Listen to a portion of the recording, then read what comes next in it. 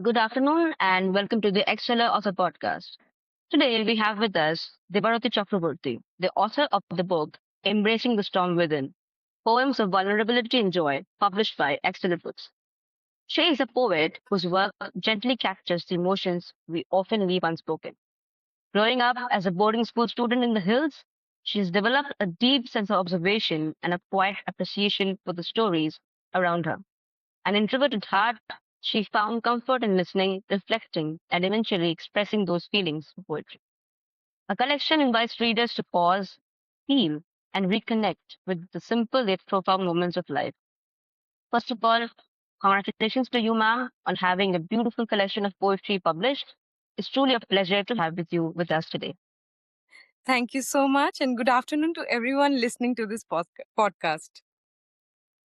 Ma'am, to begin with, the Okay. first question to you would be what inspired you to write this particular collection of poetry? Was there a specific phase, experience, or a set of emotions that made you feel that this should come together as a book? Yes, it was last year, Aprilish, that I started feeling extremely vulnerable within myself. I was constantly losing myself, I thought. And this was also this time I thought I'm just going downhill. So the graph was, I could see, for I felt that my graph in my career in, or in being me, I'm going downhill somewhere. So it was this time that few of my friends, they told me, they encouraged me that, this is not you. You can be a lot of things. You are the strongest one in the group. So that kind of gave me a boost. Also, the support, that constant support from my parents, it was always there. And like I have dedicated my book to my cat.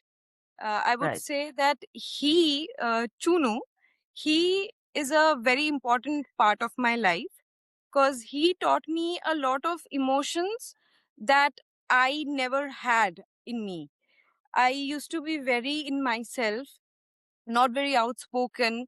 I did not feel the motherly, what it is like to be a mother, because I was not a mother yet. But when I had him, uh, I think a lot of emotions was taught by him. So from there, I started growing a lot of emotions in me, and I started reflecting a lot of emotions outside. And I started feeling emotions more deeply. Uh, so yes, this collection of poems comes from very deep from my heart.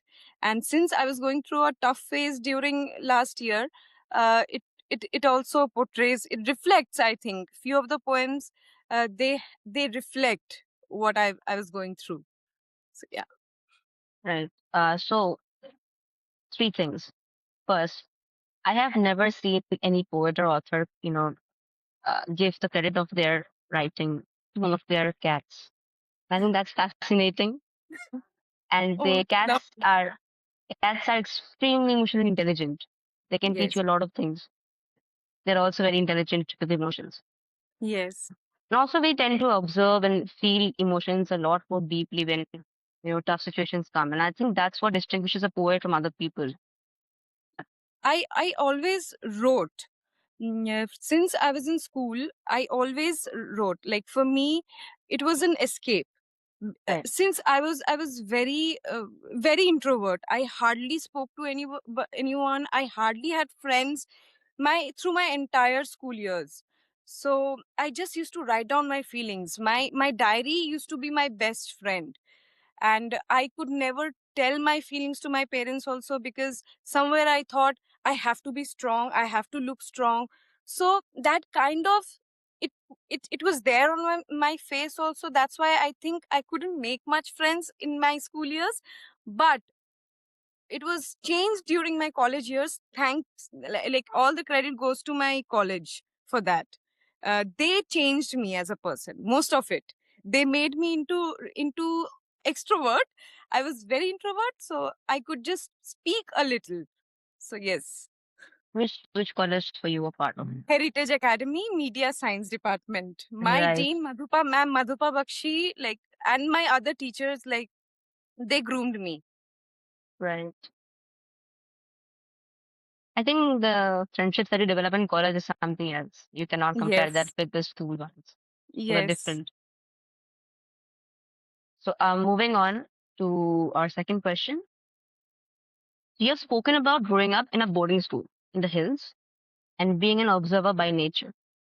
So, like, how have these experiences shaped your writing style? And do you think that being an introvert helps you connect more deeply with emotions? So when I talk about nature, since it was a school in Missouri, it's a beautiful place to be in. First of all, so Definitely. every morning when I used to wake up, there used to be this one particular mother monkey. She used to be sitting with her baby monkey every day, and she used to be grooming that baby of hers, and somewhere within them, no, I used to be a very homesick child. I used to cry. I used to hide and cry so that nobody notices me, because oh, I am a strong girl, I don't cry. So, yes, sometimes I used to think that, since I don't see my mother regularly and both my parents regularly, what if someday I forget their face or how they look? What if I don't recognize them? All these things used to run in my mind. And every day when I used to wake up and I used to see this monkey, I somewhere used to feel very near to my mother. That, I hope if she was there, I could have also touched her, be with her, or tell her, I want to eat this today or whatever. All the abdars that we kids do, but I never had the chance to do all of that.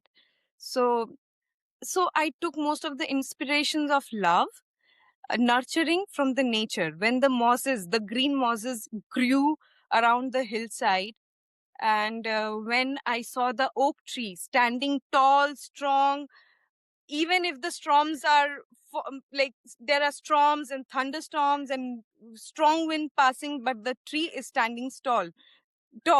So I thought within myself, I have to be that oak tree. There will come people who will try to move me, and there will be situations that will try to move me, but I have to stand on my own. So I think that's how lot of my being reflects from the nature. And since I was studying there in Missouri, there was this Oxford bookstore. Right. Every weekend, Ruskin Bond used to come. yes. So he Yes. used to sit there, and Yeah. I had the greatest opportunity, I would say, to meet him more often, to talk to him as if he was a friend. So he taught me the basic ideas of writing. He showed me how you can see the world through his lens. Also, when I was growing up, I was in Calcutta. That's my hometown. So I met a lot of authors, new contemporary authors, Amitabh Ghosh and Durja Datvinder Singh. I met a lot of them, and I used to talk to a lot of them regarding writing and their writing style and narratives. So I think all of that shaped me into writing well. Gave me the courage to, okay, write. You can do it. I think you're blessed to be able to sit there in Missouri, write a collection of poetry, and then have the guidance of Ruskin Bond in Yeah. navigating how your lens of perception should work. Yes, I mean, and you know that what? says it all. As a child, I used to take my notebook to him, and I used to make him correct those poetries, and he used to be very fascinated. Sometimes he used to be like, "This poem is very nice, beta." I'm like, he has. It used to make my month. Right? So yes, I Um, have lost those poetries now. I don't know where they are, but yeah, I hope someday I you will find should the definitely notebook. find them. You should definitely find them. Yes, yeah. When I was a student, it was also my wish that even I will go someday and I'll meet him. So he comes to Kolkata often for those literary festivals. Yes, but then that is a lot But of yeah, people surrounding him. yes, you Exactly, cannot interact with exactly, him personally. exactly. that situation that India Masudi set up, it a backdrop acts as a much more facilitator in the conversation, I think. And Definitely. also, and also another thing that you said about the baby monkeys, about people loving by touch. There's this beautiful line by John Steinbeck in The Grapes of Wrath. We love by Yes. remembering touch. Yes. It reminded me of that line. Yeah, it's a wonderful time talking to you, by the way. So I'm glad. you're full of energy. You're amazing. Thank you so much. My pleasure. I'm hearing this after a long time. Trust me. Oh, thank you. My pleasure. The third question to you would be: your poems revolve around unspoken feelings and quiet moments. Do you think people today struggle to express their emotions? And is your poetry in some way an attempt voice to those silences? Yes. With a lot of technology, these days, we think we have access to everyone, our every loved one. So we kind of have taken our feelings for granted. Sometimes we want to say things, but then we feel that, oh, what if I tell them this and they will judge me? So it's better to let it go and be like all pally. It's not good. We tend to do this with our parents also. We sometimes think that trying to talk about our boundaries is a fault, but we should know that drawing those boundaries for ourselves, it's very important. Expressing our feelings to our close ones, it's very important. And if we don't do it, I think we are going to suffer within ourselves. So I have given in my poetries, I have given feelings and emotions to few non-living things also. I've spoken, I've written about a chai bhar. So sometime like that came to me very abruptly. One day, Golpar ke boshe, I was sipping on my tea, and then I just held the cup and I was like, what if this had emotions? What would it be like? So I tried to portray emotions from a lot of things, from nature, from non-living things, and from human emotions and love as well. And there are poems in my book that talks about like same gender love as well. So I think most of them, like I have few friends, they had hidden themselves from a long time, for a long time. So now when they're coming out, it is beautiful to see their love story. Sometimes even we, like I used to crave that. Oh my God, this is a green carpet, a green Amazon forest to be, and it's unrealistically beautiful to see such love bloom and blossom. So definitely, I try to give emotions and talk about emotions from all perspectives that I feel it's very important to be spoken about. I like the span, the array of poems that you've written, like the array of Thank you. subjects that your poems cover. Amazing. Moving on to the fourth question. When you write, do your poems come from a personal experience, or are they inspired by stories of people around you? And Most also, there's a part question to this. Yeah. Also, was there any challenge that you faced while selecting and compiling these poems into a collection? Yes, most of my poems are very personal. Some poems are as I'm a very good observer. I observe a I observe a lot of things, and I observe the smallest of the smallest things. I'm very like very very very pointy, Passionate. Hmm. passionate about for me, you know l- last year I have been going to a lot of unknown places alone, and I have been just sitting silently observing people, how they're moving. So the I think the best place for me was Robindra Sarovar Lake.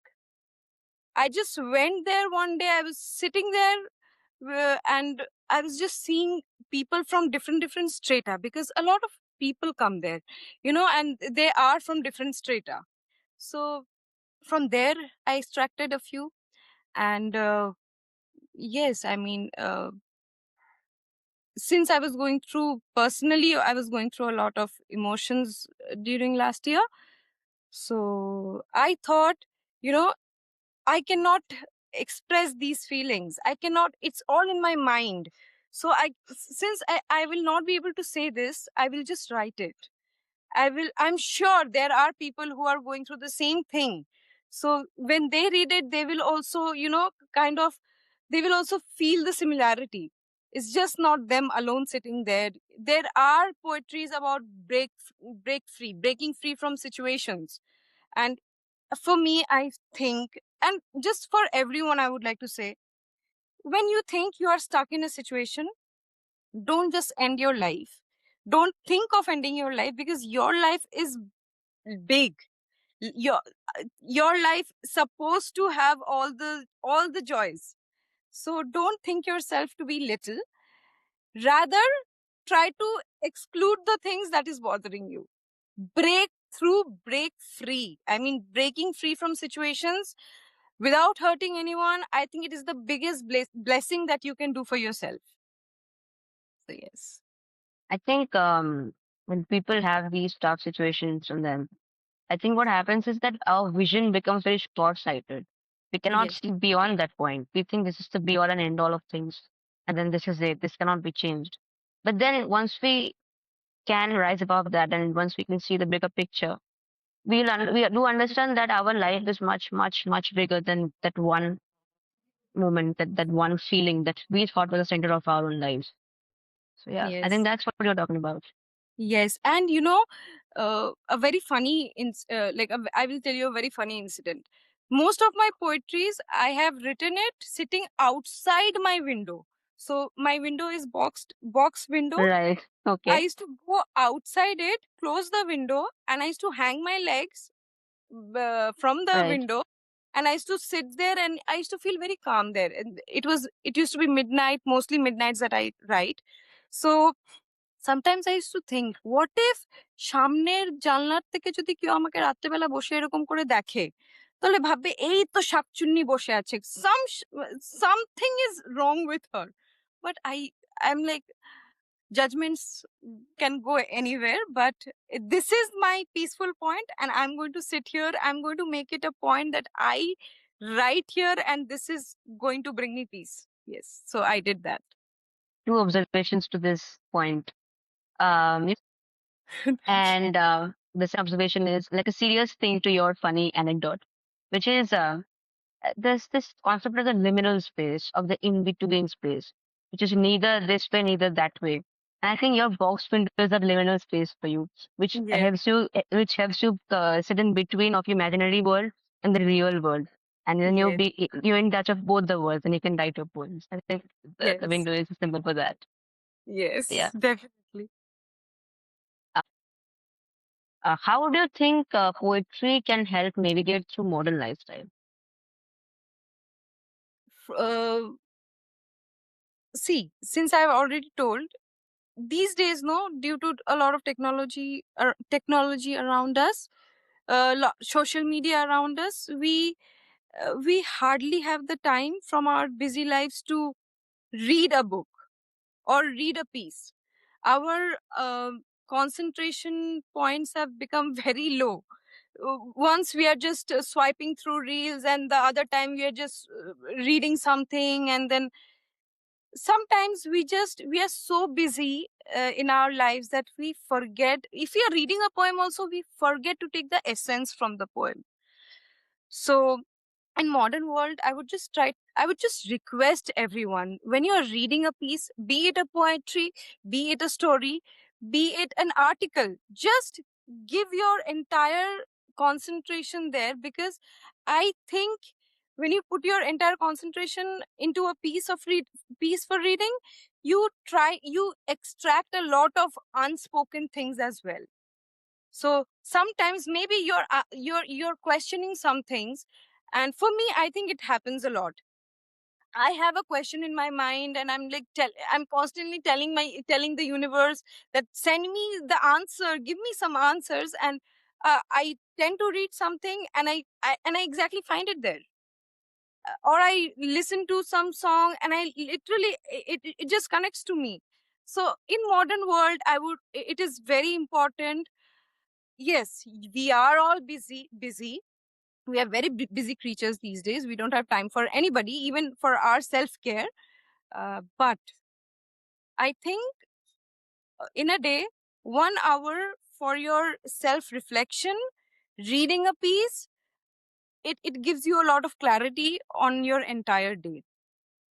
So it is very important in modern world that people read books, people read poetries, and poetries are very crisp to read. So it's easier that way. It's a Yes. short thing and it conveys all the emotions Yes, in a very definitely. brief span. I agree. Just before we move on to the last question, a quick question. Who is your favorite poet? My favorite poet, there are many You actually. can name two or three. Shelley, I mean, Wordsworth mostly because, that nature, it, Mhm. it combines the nature. So, Wordsworth, yes. Right.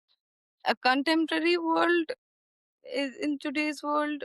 I don't much enjoy reading modern poetries. To honestly, I don't, because I feel most of the poems they talk about very superficial things these days.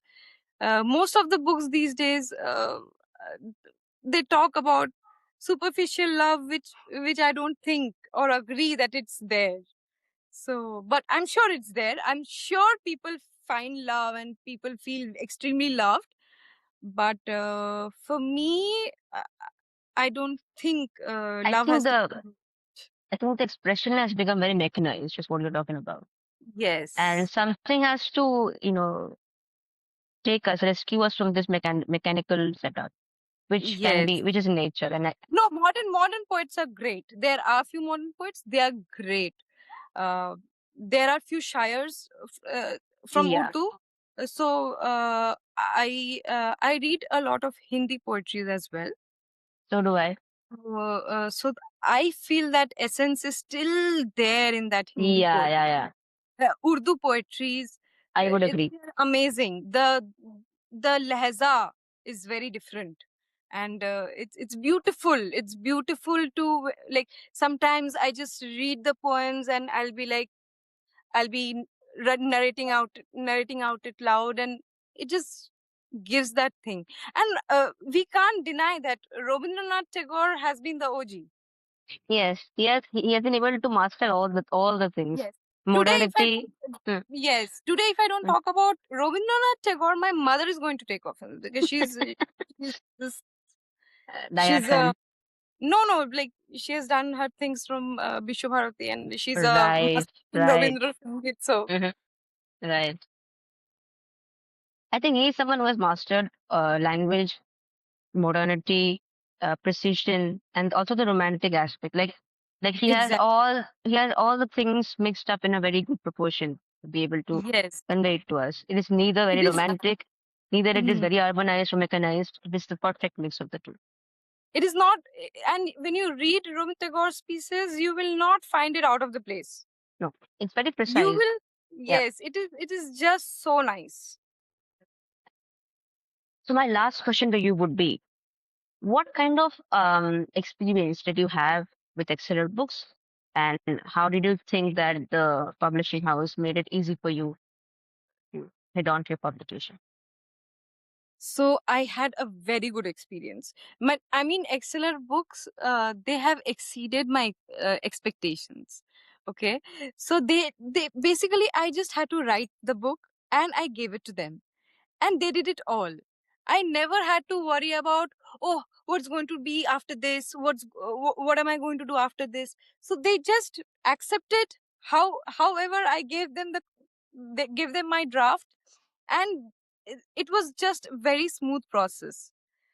I didn't have to I didn't have to remind them I didn't have to nudge them every now and then that, when it is coming out, what is happening. They kept updating me. Right. So it's very nice that way, that the author is at peace, the publishing house is doing the entire work. Even when it comes to marketing, I guess, I feel that, showcasing my book on such great scales like Boi Mela, Kolkata Book Fair, and the Delhi Book Fairs, it's big stage. So they Definitely. did it. And then the book is going around in Amazon and Google Play. I think it's all them. I just wrote the book, and whatever success if I'm getting, it is all because of them.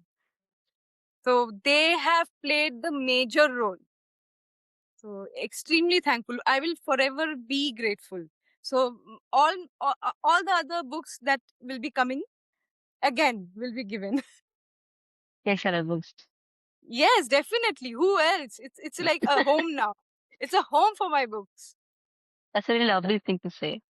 Thank you so much, Debarati Chakraborty, for sharing your thoughts and experiences with us. It was a wonderful time hearing about the emotions, inspirations behind your work, and the quiet strength that shapes your poetry. Your words Thank truly you remind so much us, for having me. Thank you so much. my utmost pleasure, our utmost pleasure. Your words remind us to slow down and appreciate the beauty in everyday feelings. We wish you all the very best for your journey ahead, and we hope that your collection continues to touch many, many hearts. For those of Hope. you who are looking to read the book in print format, it is available on Amazon.com, Amazon.in, Barnes& and Nobles, Booktopia, and Bookscape. And for those who prefer reading it online, the ebook is on Google Play. Thank you once again, and I hope you enjoyed it as much as I did. And I thank you so much. And I'm sure our audience will also have their own key takeaways from the podcast. And yeah, thanks, and have a very good day ahead. Thank you so much.